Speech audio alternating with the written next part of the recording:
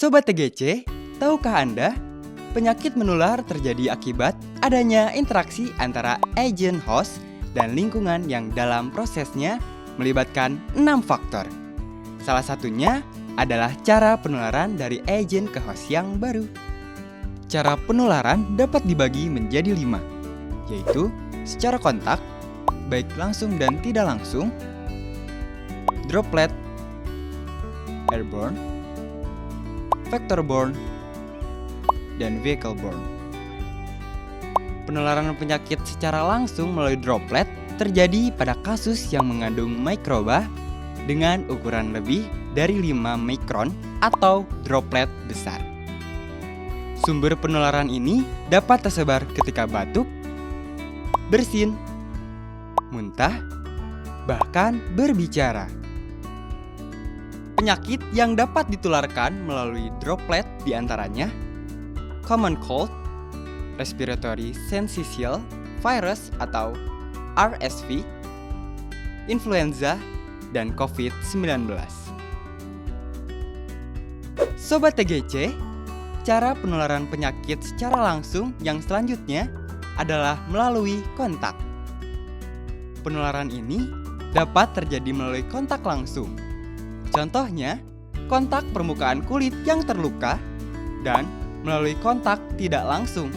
Misalnya, kontak antara orang yang rentan dengan alat yang terkontaminasi.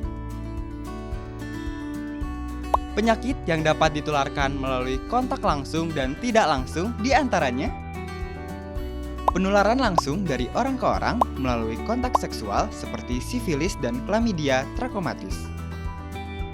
Penularan langsung dari hewan ke manusia seperti rabies.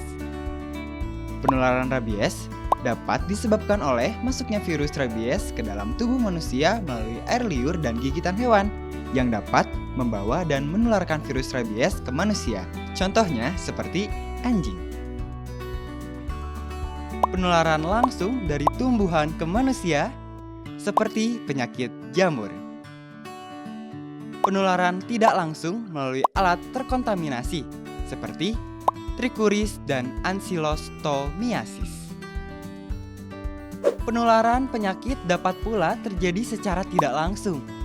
Terdapat 3 cara penularan penyakit secara tidak langsung. Yang pertama, penularan melalui airborne, yaitu penularan penyakit melalui udara. Penyakit-penyakit yang dapat ditularkan diantaranya adalah TBC, cacar, dan campak. Yang kedua, penularan penyakit melalui fecal-borne atau penularan melalui benda mati seperti makanan, minuman, susu, alat bedah, dan sebagainya. Pada penularan ini, agen pembawa penyakit seperti bakteri akan masuk ke dalam tubuh melalui makanan terkontaminasi yang dimakan. Contoh penyakit yang dapat ditularkan melalui fecal-borne diantaranya adalah kolera, tifus, disentri, salmonellosis, enteric fever, dan diare pada bayi. Yang ketiga, penularan melalui vector-borne adalah penularan penyakit yang terjadi melalui vektor pembawa penyakit. Penularan ini dapat disebabkan oleh terbawanya bibit penyakit pada saat serangga merayap di tanah, sehingga bibit terbawa pada kaki atau belalainya.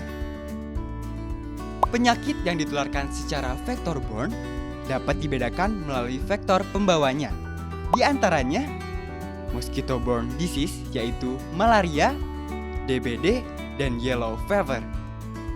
Selanjutnya, ada wasp-borne disease, yaitu epidemic typhus fever, dan yang terakhir, flea-borne disease, yaitu pes dan tifus murine.